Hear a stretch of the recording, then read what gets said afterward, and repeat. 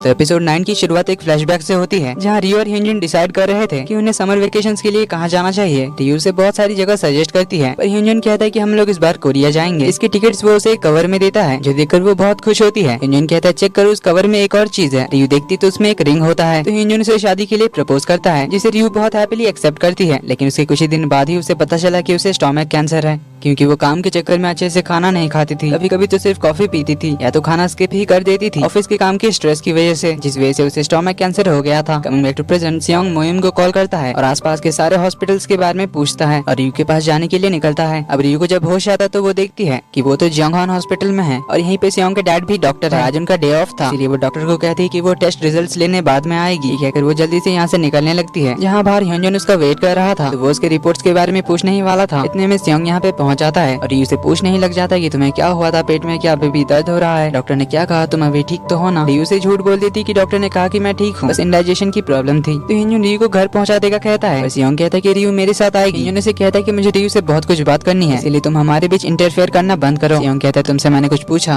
अब इनकी बहस ना हो, इसलिए रियो सियोंग के साथ ही चली आती है। तो ह्यूंजन याद करता है जब रियो ने उसे अपने कैंसर के बारे में बताया था, ह्यूंजन ने उसे पूरा सपोर्ट किया था। इवन उसने रियो का ख्याल रखने के लिए लंबी छुट्टी भी ली थी। तो सियोंग उसे घर पहुँचाता है और उसके लिए कार का डोर भी ओपन करता है। रियो कहती है अचानक से तुम ये सब क्यों कर रहे हो? ये प्रिंसेस ट्रीटमेंट किस लिए? सियोंग कहता है मैं बस अपनी पोलाइटनेस दिखा रहा हूँ, शायद ह्यूंजन भी तुम्हें ऐसे ही ट्रीट करता था। रियो कुछ नहीं कहती और अंदर चली जाती है, जहाँ वो अपनी मॉम के रूम के अंदर देखकर याद करती है जब ह्यूंजन ने उसे कहा था कि तुम्हें इस बारे में अपने पेरेंट्स से बात करनी चाहिए। रियो ने अपनी मॉम को कॉल भी किया था, लेकिन अपने कैंसर के बारे में मॉम को बताने की हिम्मत नहीं हुई कि वो अपनी फैमिली को टेंशन नहीं देना चाहती थी। और हमें स्टार्टिंग से ही दिखाया गया था कि रियो कितनी स्ट्रॉन्ग है, इसलिए उसने अकेले ही कैंसर से फाइट करने का डिसाइड किया। इधर सियोंग अभी भी ये सोचकर अपसेट था कि रियो से छोड़कर ह्यूंजन के साथ हॉस्पिटल क्यों गई। तभी यहाँ मोइम भी आ जाती है, उससे पूछती कि तू किस लिए परेशान है। सियोंग नहीं बता रहा था, पर मोइम गेस कर लेती है कि क्या रियो की कोई बात है। तो सियोंग उसे सब कुछ बताता है। मोइम पूछती कि क्या तुमने उससे पूछा कि वो तुम्हें मना करके ह्यूंजन के साथ हॉस्पिटल क्यों गई? सियोंग नहीं कहता, तो मोइम कहती है तू आज भी उतना ही फट्टू है जितना पहले था, ये आदत सुधार वरना तुझसे कुछ नहीं होने वाला, या अगर तू चाहता है तो मैं हेल्प कर सकती हूँ। सियोंग कहता है उसकी जरूरत नहीं है। मोइम कहती फिर बता तू अभी कैसा फील कर रहा है? सियोंग कहता है कि लूजर की तरह। मैं उस ह्यूंजन से जेलस हूँ। मैंने रियो से कहा कि मैं उसके एंगेजमेंट तोड़ने का रीजन नहीं पूछूंगा, और उस ह्यूंजन से भी कहा कि मुझे तुम दोनों के बीच जो कुछ भी था उस बारे में जानने में कोई इंटरेस्ट नहीं है, क्योंकि अब तुम्हारे बीच सब कुछ खत्म हो चुका है। मैंने प्रिटेंड किया कि मुझे इससे कोई फर्क नहीं पड़ता, पर असल में मैं वो सब जानने के लिए मरे जा रहा हूँ। पता नहीं कैसे समझाऊं, पर मेरे और रियो के बीच ये ह्यूंजन आ गया है, जिस वजह से सारी प्रॉब्लम्स हो रही है, इसलिए मुझे बहुत गुस्सा आ रहा है। तो मोइम उसे चेयर अप करती है, कहती है कि तू डटे रहे और बिल्कुल भी पीछे मत हटना। देन उससे पूछती कि तू जिसे पसंद करता है वो तेरे आसपास हो या उसके बारे में सोचते ही क्या तेरी हार्ट बीट फास्ट हो जाती है? सियोंग कहता है हाँ, जब वो मेरे साथ होती है मेरी हार्ट बीट जैसे भागने लग जाती है। सियोंग पूछते है तू ये सब क्यों पूछ रही है? तो मोइम टॉपिक चेंज कर देती है। इधर रियो को ह्यूंजन मैसेज करके मेडिसिन खाने का याद दिलाता है। तभी हम देखते हैं कि रियो को तो बहुत सारी मेडिसिन खानी पड़ती है। सियोंग अपने घर के बाहर से ही रियो के रूम की ओर देखकर उसे गुड नाइट विश करता है। अगले दिन रियो कुकिंग क्लास के लिए जा रही थी, उसके डैड या भाई कोई भी उससे बात नहीं कर रहा था। मॉम कहती है मुझे तुम्हारी कुकिंग क्लास से कोई प्रॉब्लम नहीं है, तुम वो क्लास कर सकती हो, शादी के बाद काम आएगा ही, और मैं और तुम्हारे डैड तुम्हें खाना बनाने का काम करते हुए नहीं देख सकते, इसलिए अभी जो करना है करो, पर फिर एक अच्छा सा जॉब कर लेना, और यूएस नहीं जाने का मन है तो मत जाना, अच्छा सा कोई जॉब देकर शादी करके यहीं पे सेटल हो जाना। रियो ने कहती कि मुझे अब कोई जॉब नहीं करना है, जो करना है कुकिंग से ही करना है, और मॉम फिर से जॉब के पीछे पड़ जाती है, इसलिए रियो गुस्से में बाहर चली आती है। बाहर सियोंग उसका वेट कर रहा था, जो उसे अपने साथ खाना खाने ले आता है, जहाँ वो रियो के लिए पोरिज ऑर्डर करता है, क्योंकि ये खाना अभी उसके लिए अच्छा होगा। अब रियो को ये खाना खाने में इंटरेस्ट नहीं था, और उसे बहुत अच्छा लगता है, इसीलिए वो पूरा खा लेती है। लेकिन इतना खाना खा लेने की वजह से उसे डंपिंग सिंड्रोम आ जाता है, इसलिए वो बाथरूम चली जाती है, क्योंकि स्टोमक कैंसर की वजह से उसके पेट का 70% निकाल लिया गया था, और जो 30% बचा था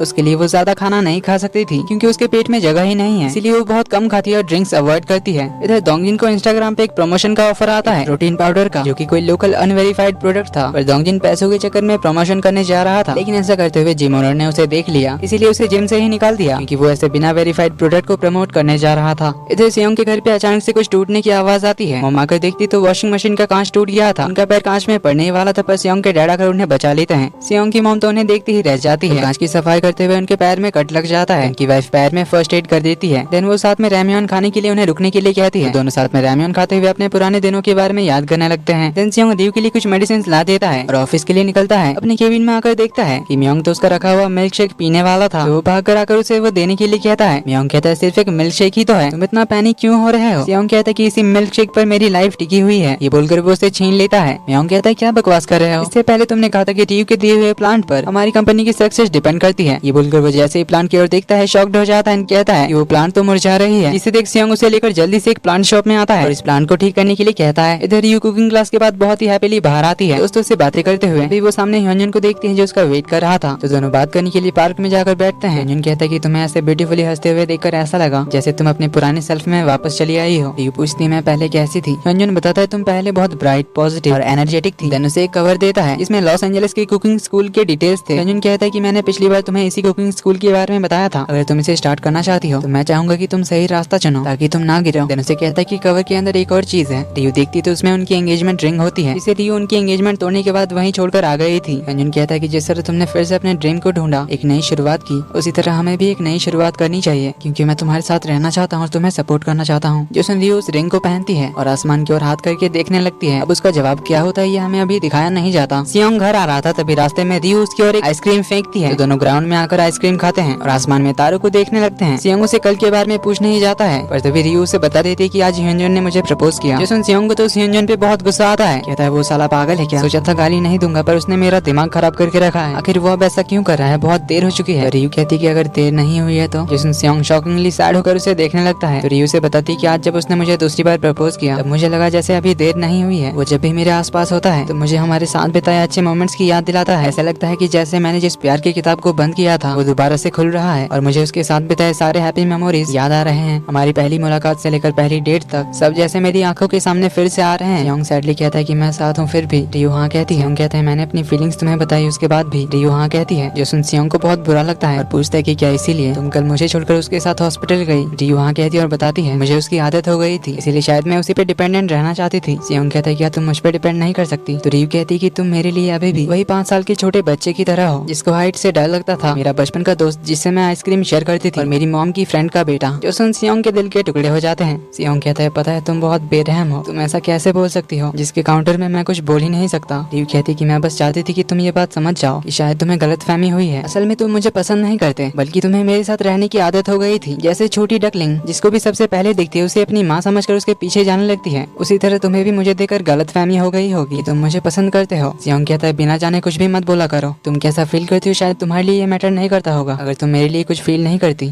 तो इसमें मैं कुछ नहीं कर सकता। और प्लीज मुझे ये मत बताओ कि मैं तुम्हारे लिए कैसा फील करता हूँ क्योंकि मैं जानता हूँ मैं कैसा फील करता हूँ और चाहे मैं तुम्हें कितना ही पसंद कर लूँ पर तुम्हें ये कहने का हक नहीं है। रियू से आगे कुछ कहने जाती है पर सियोंग कहता है वो मिल्क शेक अभी भी एक्सपायर नहीं हुआ है और मुझे अब हाइट से डर भी नहीं लगता। ये बोलकर वो नीचे आ जाता है, घर चला जाता है। इसे बोलकर रियू को भी अच्छा नहीं लगता। अगले दिन दानों का आर्टिकल पेपर में आ जाता है जिसमें मोहिम दानों के साथ अपनी फोटो देकर ब्लश कर रही थी और पब्लिक के कमेंट्स पढ़ रही थी। तभी उसे दानों कॉल करके नीचे बुलाता है और एज ए थैंक यू वो सभी के लिए लंच लेकर आया था पर आज वो उनको डिस्टर्ब नहीं करना चाहता था, इसीलिए वो मोहिम को खाना देकर जाने लगता है। उसने आज भी मड फ्लैट वाला टी शर्ट पहना था जो देख मोहिम को फिर से उसके सामने एम्बैरेसिंग लगता है, इसीलिए वो उसे ये टी शर्ट पहनने से मना करती है। रीजन पूछने पर वो कहती कि क्या और कोई टी शर्ट नहीं है, अगर नहीं है तो मैं तुम्हें एक नई गिफ्ट कर दूंगी पर प्लीज ये टी शर्ट मत पहनना। ये बोलकर वो जल्दी से भाग जाती है। इधर सियोंग को पता चलता है कि उनके कंस्ट्रक्शन साइट में एक प्रॉब्लम हो गई है। सियोंग भाग के जाता है तो उसे पता चलता है कि यहाँ के एक लोकल आदमी ने कंप्लेंट कर दी थी, जिस वजह से डिस्ट्रिक्ट ऑफिस से कंस्ट्रक्शन रोकने का ऑर्डर आ गया है, लेकिन उन्होंने कंसेंट फॉर्म पे सबके साइन कराए थे इसलिए ये प्रॉब्लम नहीं होनी चाहिए थी। पर म्योंग कहता है कि फैमिली के दूसरे मेंबर ने ये कंप्लेंट किया है इसलिए सब लोग प्रॉब्लम सॉल्व करने के लिए मीटिंग में बैठते हैं पर इन्हें कोई सोल्यूशन नहीं मिलता। इधर दानो भी मोहिम के साथ अपनी फोटो देकर ब्लश कर रहा था। तभी एडिटर उसे देख लेती तो वो समझ जाती है कि दानो इस लड़की के लिए ही पैरामेडिक्स के साथ काम करने गया था, तो वो इसे गुड लक विश करती है। इधर मोहिम को तो कमेंट्स में तारीफ मिल रही थी इसलिए वो तो अपने आर्टिकल की कमेंट्स पढ़े जा रही थी और दानो की राइटिंग की तारीफ करते जा रही थी। रियू कहती है तू आधे घंटे से रिपोर्टर दानो की तारीफ करे जा रही है, आखिर चक्कर क्या है। तो मोहिम जल्दी से टॉपिक चेंज कर देती है। इधर सियोंग टीम को इस कंप्लेंट की वजह से बहुत प्रॉब्लम्स फेस करनी पड़ती है जिस वजह से सियोंग को काफी स्ट्रेस हो जाता है। तो उसे ऐसे अपसेट देकर रियू की मॉम उसे घर पे खाने के लिए बुलाती है। सियोंग कहता है कि आप मुझसे गुस्सा नहीं हो, रियू की बातें छुपाने के लिए। रियू की मॉम कहती है कि इसमें तुम्हारी कोई गलती नहीं थी इसीलिए मैं भला तुमसे क्यों नाराज रहूंगी। फिर भी सियोंग उनसे सॉरी कहता है, बताता है कि रियू कुकिंग को लेकर सच में सीरियस है इसीलिए प्लीज आप उस पर भी गुस्सा मत करना। रियू की मॉम को मीटिंग के लिए देर हो रही थी इसीलिए वो चली जाती है। सियोंग को खाना खत्म करके ही जाने को कहती है। थोड़ी देर बाद रियू अपने रूम से नीचे आती है। दोनों को ही पता नहीं था कि दोनों यहीं हैं। रियू को थोड़ा ऑकवर्ड लगता है पर उससे पूछती कि मेरी मॉम कहाँ है। सियोंग बताता है वो मीटिंग में गई है। तो रियू वापस अपने रूम में जाने लगती है। सियोंग कहता है क्या तुम मुझे अवॉइड कर रही हो। रियू वापस आकर किचन में आती है और कहती है नहीं तो मैं किचन में कुछ पीने आई थी पर भूल गई थी। देन वो सियोंग से कहती है कि तुम्हें वो मिल्क शेक फेंक देनी चाहिए, जो सुन सियोंग को अगेन बुरा लगता है। वो कुछ कहता है उससे पहले रियू कहती है कि मैं एडवांस में अपना जवाब दे रही हूँ, तुम मेरे लिए एक फ्रेंड से ज्यादा और कुछ नहीं हो सकते। ये बोलकर उसे सॉरी कहती है, जो सुन अगेन सियोंग का हार्ट ब्रेक हो जाता है। और फिर भी सियोंग उससे पूछता है कि क्या तुम एक और बार इस बारे में नहीं सोचोगी। इसका रियू साफ साफ ना जवाब देती है और कहती है कि कुछ दिन के लिए हमें ऑकवर्ड लगेगा पर इतनी छोटी बात के लिए हमारी दोस्ती नहीं टूटेगी। ये बोलकर वो जाने लगती है। तो सियोंग कहता है दोस्ती, अब ऐसा खुश नहीं है। तो रियू ये सुनकर अपने रूम में चली जाती है और सियोंग सैड बैठा रह जाता है। रियू को अगेन ये बोलकर अच्छा नहीं लगा था। देन हमें एक फ्लैशबैक दिखाया जाता है। रियू की सर्जरी के बाद वो धीरे धीरे ठीक हो रही थी और ह्यूंजन उसका पूरा साथ दे रहा था, इसलिए रियू भी काफी खुश थी। पर रियू की केमोथेरेपी चली रही थी और 70% स्टोमक निकालने की वजह से उसे अपने खाने पीने का और अपना कुछ ज्यादा ही ध्यान रखना पड़ता था। पर ह्यूंजन साथ था, इसलिए वो बहुत खुश थी। पूरी तरह से ठीक होने के बाद वो दोनों कई सारी जगह घूमने जाएंगे ये डिसाइड करते हैं। अब रियू ने 1 साल का लीव लिया था और घर पे रहकर वो बोर हो रही थी, इसलिए वो फिर से ऑफिस ज्वाइन करती है, जिससे उसे फिर से स्ट्रेस होने लगते हैं। रिसन गैंग उसे झूठ बुलवाकर काम करवाते थे, फिर पीठ पीछे उसकी ही बुराई करते थे। ऊपर से तबीयत भी उसकी बिगड़ रही थी। इन सबसे वो डिप्रेशन में चली गई थी। एक टाइम ऐसा आया था जब रियू गुमसुम होकर घर में बंद रहती थी, कहीं बाहर जाने का उसका मन नहीं करता था। ह्यूंजन उसे मूड ठीक करने के लिए एक पार्टी में चलने के लिए कहता है, पर रियू मना कर देती है, इसलिए ह्यूंजन भी नहीं जाता। लेकिन रियू की वजह से अब ह्यूंजन बोर हो गया था, इसलिए वो रियू को इग्नोर करने लगा, उसके कॉल्स पिक नहीं करता था। इसलिए एक दिन वो अकेले पार्टी में गया था। रियू भी उसे ढूंढते हुए वहाँ पहुँच गई थी। तो वो ह्यूंजन को वहाँ एक लड़की के साथ देखती है, उसे लगा वो किस कर रहा था और ह्यूंजन सिर्फ उस लड़की की आंखों में लेंस लगा रहा था। उसके ऐसे अचानक आने से ह्यूंजन बहुत गुस्सा होता है और अपने कलीग्स के सामने बहुत ह्यूमिलेटेड फील करता है, इसलिए वो रियू पे बहुत गुस्सा करता है, उसे कुछ भी कह देता है, क्योंकि रियू के कैंसर और डिप्रेशन की वजह से उन्होंने साथ में अच्छा टाइम ही स्पेंड नहीं किया था, जिसे लेकर वो रियू को बहुत कुछ कह देता है, जिस वजह से रियू बहुत हर्ट फील करती है और इसीलिए उसने शादी तोड़ दी थी। आज का फ्लैशबैक दिखाया जाता है जब ह्यूंजन ने उसे दोबारा प्रपोज किया। रियू कहती है कि हमारा रिलेशन ठीक नहीं हो सकता। ह्यूंजन उसे सॉरी कहता है पुरानी बातों के लिए। रियू कहती है उसकी जरूरत नहीं है, तुमने अपना बेस्ट ट्राई किया, मुझे बहुत सपोर्ट किया, पर अब ये सब मेरे लिए बहुत ज्यादा हो जाएगा। तुम जानते हो ये कैंसर किसी भी साल वापस आ सकता है, इसीलिए मैं हमेशा परेशान रहूंगी इस बारे में सोचकर। भले ही मैं 5 साल तक ठीक रहूं, पर शायद ही मैं पूरी तरह से ठीक हो सकती हूँ। पता नहीं कब मुझे क्या हो जाए, इसी बारे में सोचकर मुझे डर डर के अपनी आगे की जिंदगी गुजारनी है, इसलिए अब मुझे प्यार नहीं चाहिए, बस मैं अपने ड्रीम के साथ जिंदगी जी लूंगी। ये बोलकर वो उसका प्रपोजल ठुकरा देती है। तो अब कमिंग बैक टू प्रेजेंट, रियू अपनी वजह से किसी और को दुख नहीं पहुंचाना चाहती थी, इसीलिए उसने सियोंग को भी अपने करीब आने से पहले ही दूर कर दिया ताकि उसे ज्यादा दुख ना पहुंचे। अब अगले दिन दानो को एक इम्पोर्टेंट रिपोर्टिंग के लिए जाना था, पर योंदू की बेबी सिटर बिजी थी, इसलिए वो भी नहीं आ सकती थी। तो योंदू कहती है कि मैं अपने फ्रेंड के साथ रहूंगी, यानी मोहिम के साथ। पर मोहिम को भी एक इम्पोर्टेंट काम से जाना था, पर वो आइडिया देती है योंदू को महिला मंडल के पास छोड़ आने का। तो उनके साथ योंदू रह जाती है और सबके साथ अच्छी खासी जान पहचान भी हो जाती है। इधर सियोंग ने प्रॉब्लम सॉल्व कर दिया था, पर इस चक्कर में उसने अपना ख्याल नहीं रखा था, इस चक्कर में उसकी तबीयत खराब हो गई थी। फिर भी वो काम करने ऑफिस आया था, लेकिन तभी वो बेहोश होकर गिर जाता है। उसे जब थोड़ा थोड़ा होश आता है तो वो अपने घर में था और अपने सामने रियू को देखता है,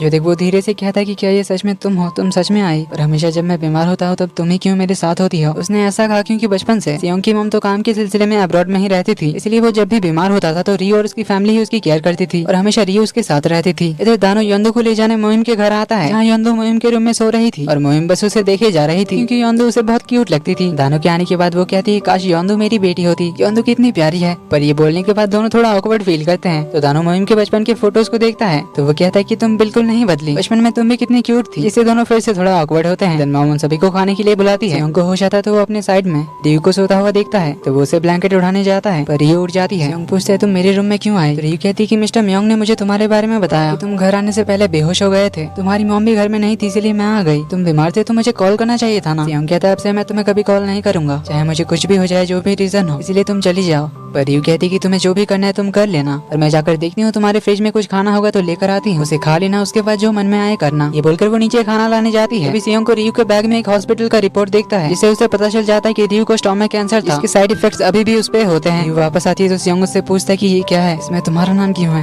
रियू कैजुअली कहती है रिपोर्ट है और क्या, मुझे इसे उसी दिन ले लेना चाहिए था, बेकार में आज लाने गई और तुमने देख लिया। सियोंग तो बहुत ज्यादा सैड होता है, उनसे पूछता है कि क्या तुम इसीलिए आई थी, वहाँ कब से बीमार थी। रियू कहती है बीमार थी पर अब ठीक हूँ, तुमने इतनी बड़ी बात मुझे क्यों नहीं बताई। रियू कहती है इसीलिए मुझे पता था कि तुम ऐसा ही रिएक्ट करोगे। सियोंग रोते हुए कहता है कि क्या तुम मुझे थोड़ा सा भी अपना दोस्त मानती थी, क्या मैं तुम्हारे लिए इतना सा भी मायने नहीं रखता कि तुमने मुझसे इतनी बड़ी बात छुपाई। रियू से रेस्ट करने के लिए कहकर उसके लिए पॉरेज लाने जाती है, पर सियोंग उसे जाकर रोकता है। रियू कहती है बाद में बात करते हैं, पर सियोंग कहता है कि अब बाद में कोई बात नहीं होगी, तुमने इतनी बड़ी बात क्यों छुपाई और आखिर कब तक तुम ये बात मुझसे छुपाने वाली थी। रियू उसे शांत करने की कोशिश करती है, पर सियोंग बहुत ज्यादा दुखी होता है। वो रोते हुए कहता है तुम अकेले ऐसे किसी को बिना बताए इतना सब कुछ कैसे झेल रही थी, स्टोमक कैंसर सर्जरी कितनी सीरियस है तुम जानती हो ना, और इस बारे में तुमने हमें से किसी को कैसे नहीं बताया। लेकिन तभी यहाँ सियोंग की मॉम के साथ रियू की मॉम भी आ जाती है, जिन्होंने कैंसर वाली बात सुन ली थी। तो वो आकर पूछती कि आखिर किसे कैंसर है। रियू अपनी मॉम को देखकर रोने लग जाती है, तो मॉम उसे गले से लगा लेती है और ये जानकर सभी लोग बहुत रोते हैं। इसी के साथ एपिसोड 9 का एंड यहीं पर होता है।